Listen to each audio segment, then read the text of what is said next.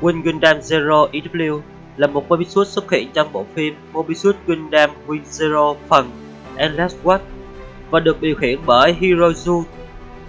Wing Gundam Zero được chế tạo bởi công ty Winner Corporation.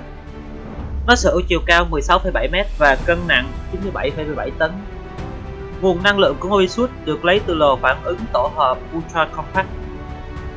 Wing Zero EW sở hữu 4 đôi cánh thiên thần được gắn nhiều bộ đẩy. Điều này cũng góp phần tạo nên AMBAC của Gundam trong không gian. Hai cánh chính lớn có thể ghép với nhau làm lá chắn trong chiến đấu và đóng vai trò là lá chắn nhiệt để tái nhập vòng khí quyển của trái đất.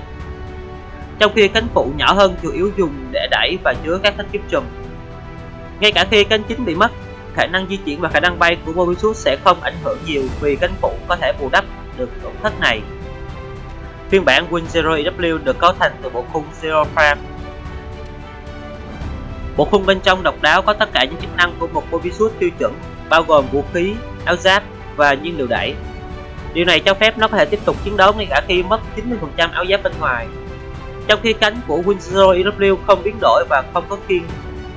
Theo như bộ truyện tranh Glory of the Loser tiết lộ rằng nó có khiên và hệ thống mailbot trước đây.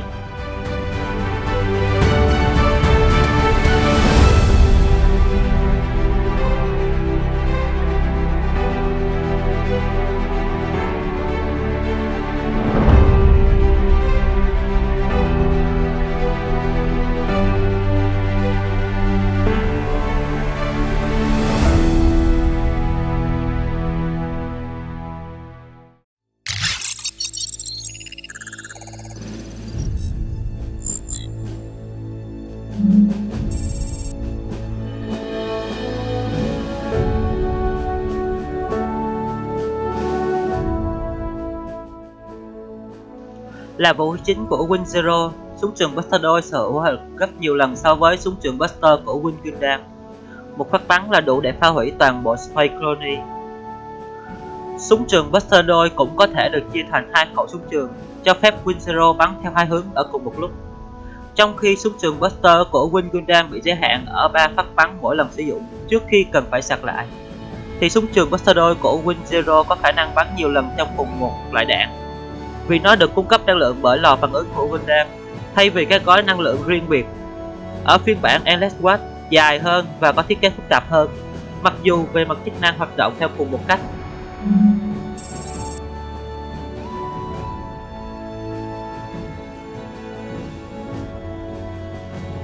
Trong phiên bản Endless War, kiếm T-Saber được đặt trong các giá treo nối hai cánh nhỏ ở mặt sau. Một trong hai có thể được sử dụng làm vũ khí lưu trữ, hoặc cả hai có thể được sử dụng đồng thời theo kiểu kiếm đôi. Chúng sở hữu sức mạnh để cạnh tranh với thanh kiếm tia mạnh mẽ của Gundam Ippon và có thể dễ dàng cắt đôi qua cả hợp kim Gundam cứng rắn nhất. Chúng cũng có khả năng hoạt động dưới nước giống như lưỡi hai chùm tia của Gundam Death-Eater và Death-Eater Hell.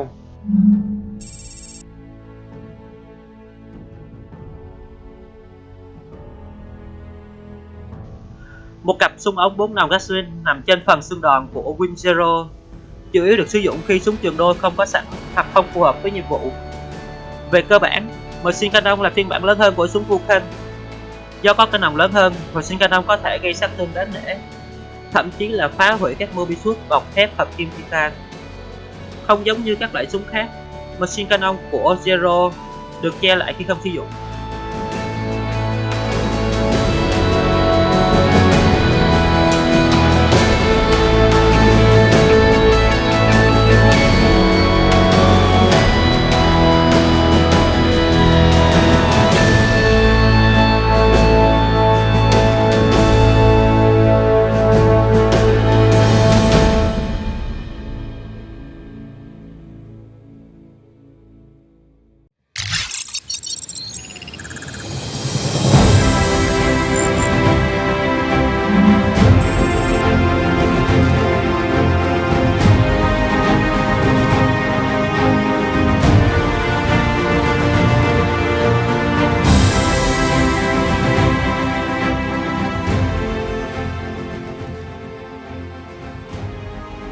Không giống như Neobot Mod của Wing Gundam, được giới hạn bay trong bầu khí quyển của trái đất. Chế độ Neobot Mode của Win Zero EW cho phép nó bay trên trái đất và trong không gian. Để chuyển sang chế độ Neobot, Win Zero EW không có quá nhiều biến đổi về ngoại hình như là của Win Gundam.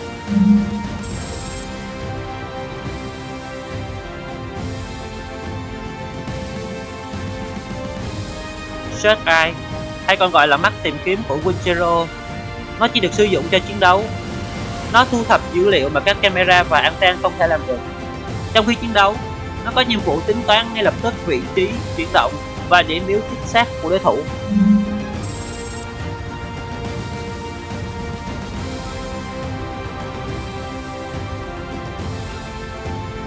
Win Zero được thiết kế để tự hủy nếu phi công chọn.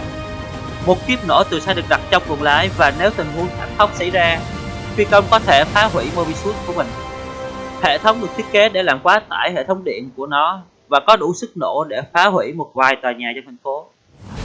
Đây là chiến thuật cuối cùng nếu phi công không có khả năng bảo vệ Mobius của mình và tránh trường hợp không cho Mobius rơi vào tay kẻ thù. Nó cũng có thể được sử dụng như một thiết bị nổ mạnh để tiêu diệt các mục tiêu lớn.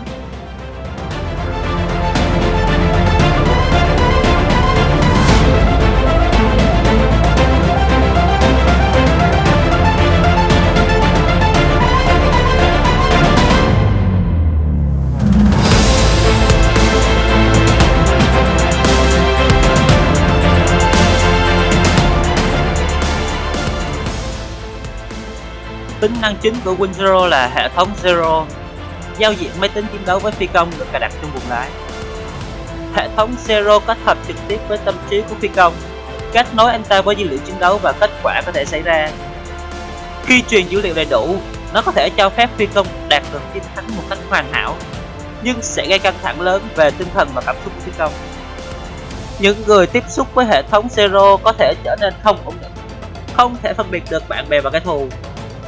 Phi công thậm chí có thể suy sụp tinh thần hoặc là tử vong. Đã có trường hợp xảy ra khi một người lính OZ bị ám ảnh bởi khả năng của Win Zero và hệ thống Zero, đã sử dụng nó để thách thức phi công Gundam II Roswell và cuối cùng lại phát điên và chết trong trận chiến. Hơn nữa, buồng lái của Win Zero có các tính năng và hệ thống đặc biệt khác nhau để tiếp tục hoàn thiện hệ thống Zero, chẳng hạn như là màn hình đặc biệt và hệ thống điều khiển, bao gồm màn hình radar 3 chiều. Trên đây là toàn bộ những thông tin mà mình biết được về con Win Gundam Zero EW này. Nếu các bạn có thêm thông tin dữ liệu về con Gundam này, hãy nhớ để lại comment bên dưới để mọi người cùng tham khảo nhé.